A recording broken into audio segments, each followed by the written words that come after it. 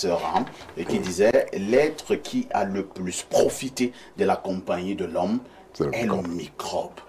Je n'ai rien compris. J'ai d'abord voulu dire, mais qu'est-ce que quelqu'un peut dire de gravissime comme ça?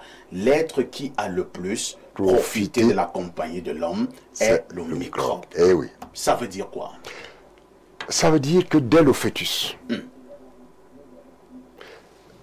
il y a déjà les premiers contacts avec le microbe. Dès le fœtus. Dès le fœtus. Jusqu'à un passé récent, si vous lisez les manuels, les thèses des jeunes médecins et tout ça, tout le monde savait que le contact avec les microbes, c'est au moment de la naissance. Pas avant. Et que quand vous êtes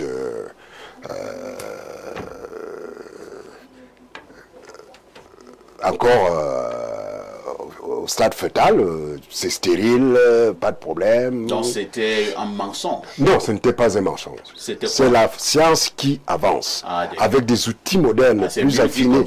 Oui, oui, oui. Plus affinés, plus puissants. Ce qu'on croyait comme ça, avec les méthodes qu'on avait à l'époque. Hein. Quelque part aussi, il y a quelqu'un qui a dit, parfois, les choses de la nature ne sont pas ce qu'elles sont, mais vous montrent ce que vous avez voulu par rapport à votre manière de vous interroger. Professeur, restons au niveau des microbes. Hein. Oui. Je dis qu'en feuilletant toujours votre ouvrage, je me suis également rendu compte que le microbe n'est pas toujours une mauvaise chose. Nous savons que quand on dit microbe, il faut fuir. Oui, ça c'est la vision, comme nous disons, antépasteurienne.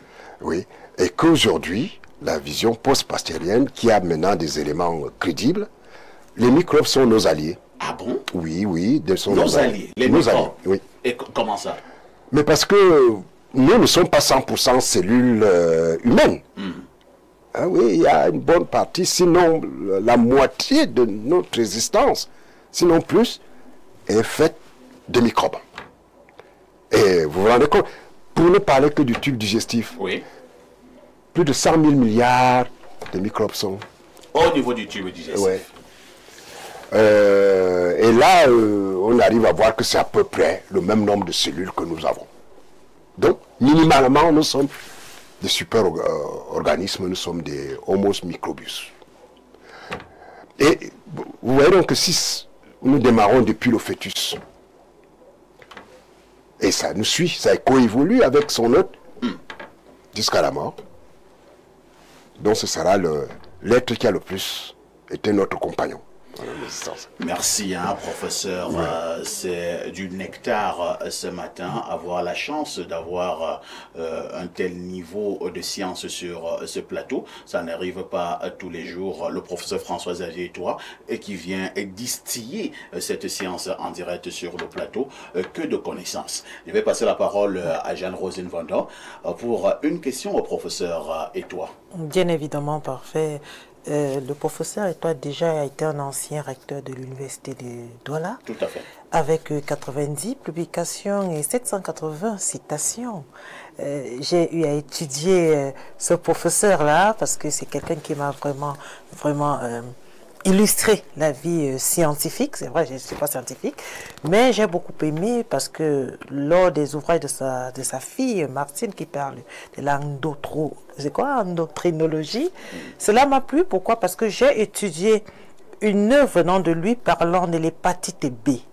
Il a étudié sur la prévalence de l'hépatite B sur la femme enceinte, mais surtout dans la zone rurale. Je n'ai pas du tout compris ce contexte-là. Pourquoi la femme rurale parlant de l'hépatite B? Alors madame, je vais vous décevoir parce que là, c'est un collègue qui est parasitologiste, qui a travaillé dessus. Oui, je ne suis pas spécialiste de la virologie. Donc, je crois deviner ce que c'est, mais ce n'est pas mon domaine. Et par honnêteté intellectuelle, je ne voudrais pas vous dire des bêtises. Donc, je ne saurais parler du lien entre l'hépatite B et la zone rurale. Bon, D'accord. Professeur, parlons d'autre chose. Oui.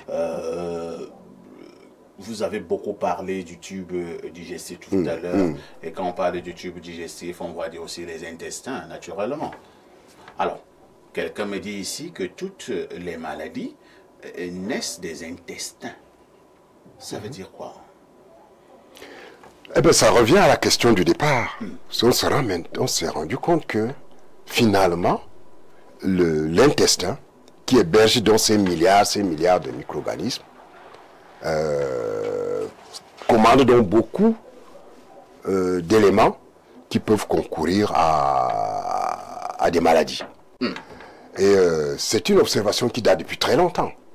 On a constaté qu'effectivement, compte tenu du fait que cette deuxième centrale de contrôle, de commandement des fonctionnements de l'organisme est basée au niveau de l'intestin, puisque c'est là que ces milliards de micro-organismes sont. Depuis plus de 5000 ans, même les Chinois avaient déjà senti que c'est le ventre qui héberge une deuxième centrale qui dès qu'il y a un dysfonctionnement. Parce que la particularité du microbiote intestinal est que s'il y a un désordre, s'il y a un déséquilibre, dans le jargon du métier on parle de dysbiose, eh bien ça donne lieu à des troubles avec répercussions au niveau du reste des organes, même distants. Donc l'homme est fondamentalement lié à son ventre, c'est ça? C'est ça. Même en néo, on dit Moretti, boum. Parfait, je voudrais poser une question qui me titille un peu. Sur le plan microbiologique, nous avons des petits-enfants qui rampent là, après la naissance, les enfants qui touchent à tout.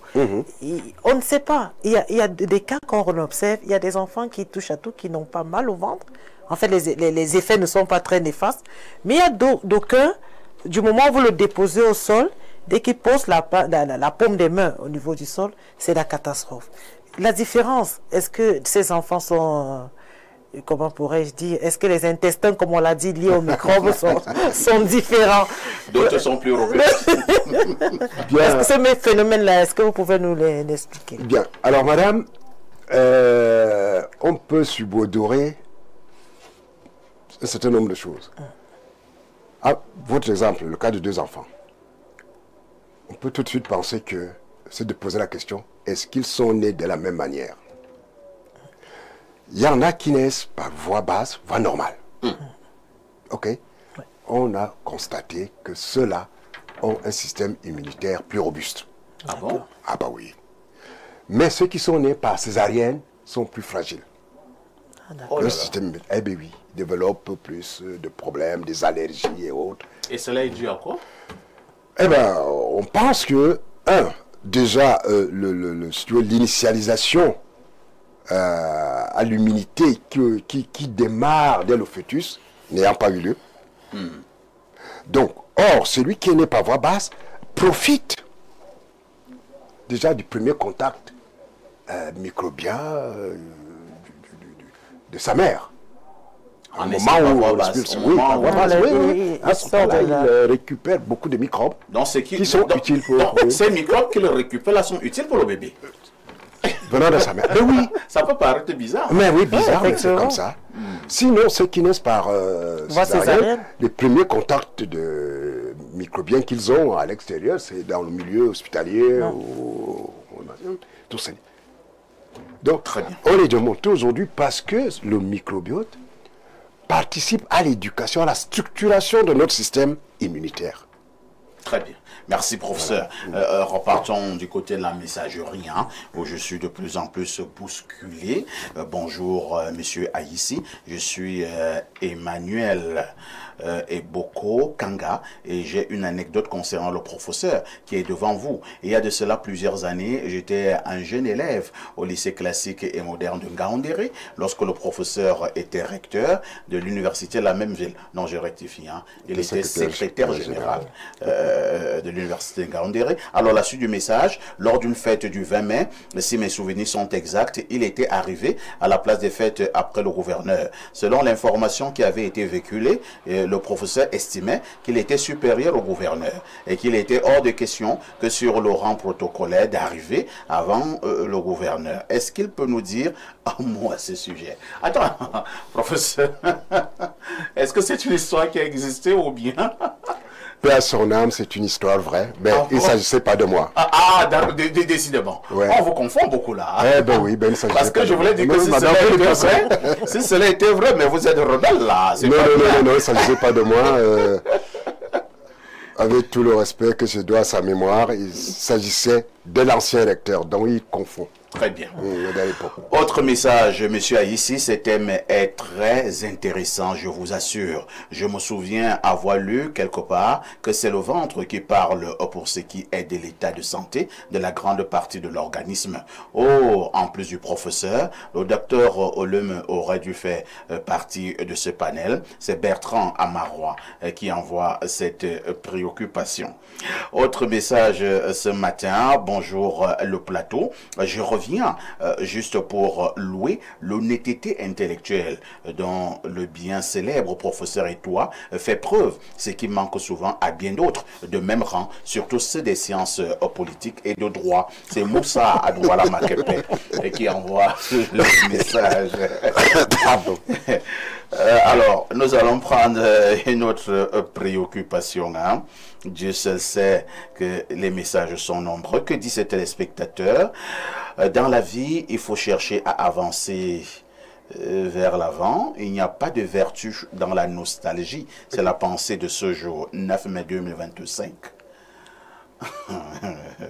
Attends, ça, quel rapport avec l'orage, le deuxième cerveau? Quel impact sur l'obésité, le diabète et le Covid-19? Je cherche vraiment le lien. Hein. Bon, merci déjà pour votre sagesse. Bonjour, parfait. Le professeur consulte-t-il? Professeur, vous consultez? Ben non, je ne suis pas médecin. C'est ma collègue qui est médecin. Donc il faut établir un distinguo. Oui. Mais maintenant, il y a un souci, parce que vous êtes microbiologiste, oui. Nous avons l'impression, pas que c'est une impression, vous enseignez les médecins. Vrai ou faux? C'est la vérité. Et comment vous ne consultez pas? Parce que je ne suis pas médecin. Et vous enseignez les médecins? Parce que je leur donne le savoir de ma discipline. Ils ont dans leur formation tout un autre bagage pour pouvoir s'occuper de l'être humain. Vous faites encore montre d'humilité, hein, une fois de plus. Non, mais parce que c'est la vérité, c'est comme ça. Alors, quelqu'un dit ici, alors, j'ai un ventre qui est gargouille depuis plusieurs années, sans faire mal, et j'ai beaucoup de problèmes de santé. Oh là là. Ça peut être dû à quoi?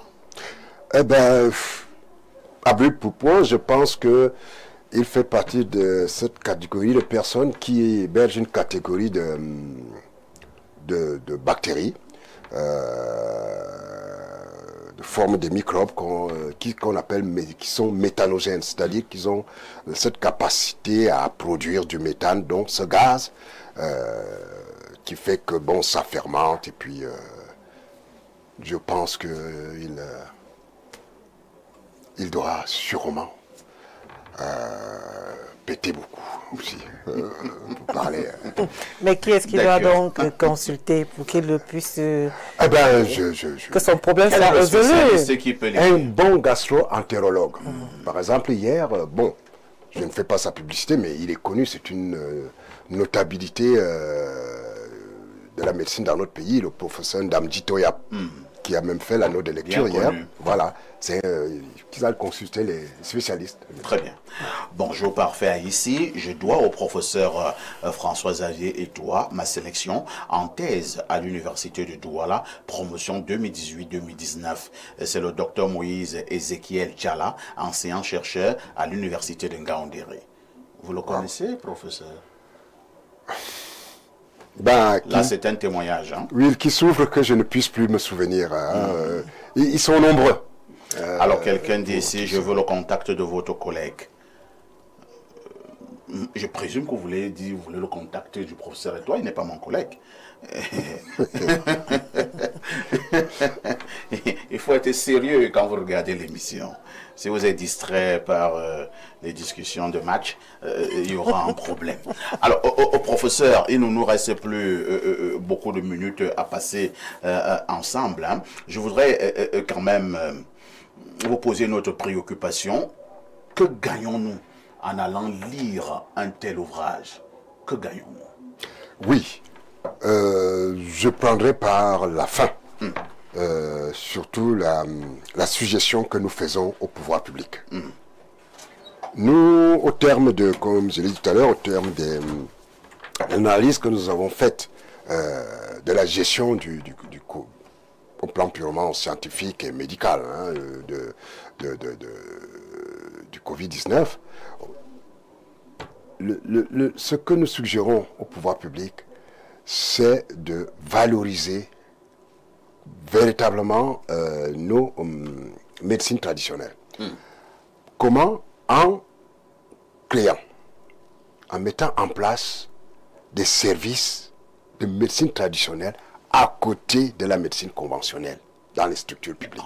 On a tendance à croire que la médecine traditionnelle, c'est une affaire des charlatans, des vendeurs. Justement pour sortir la médecine traditionnelle de ce ghetto-là. C'est pour sortir dans la médecine traditionnelle de ce ghetto. Vous croyez en la médecine traditionnelle? Oui, je ne suis pas le seul. Ah bon? Il y a d'éminents scientifiques qui croient.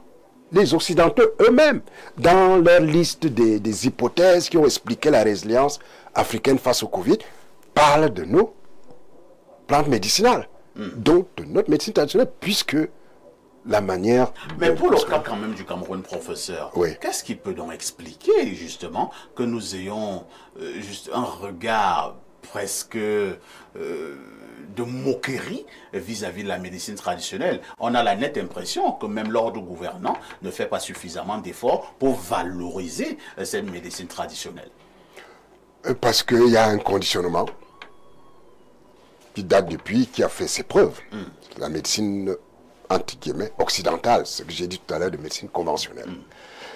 Ce dont souffre un peu notre médecine traditionnelle, c'est cette absence, si vous voulez, d'éléments quantitatifs qui confortent.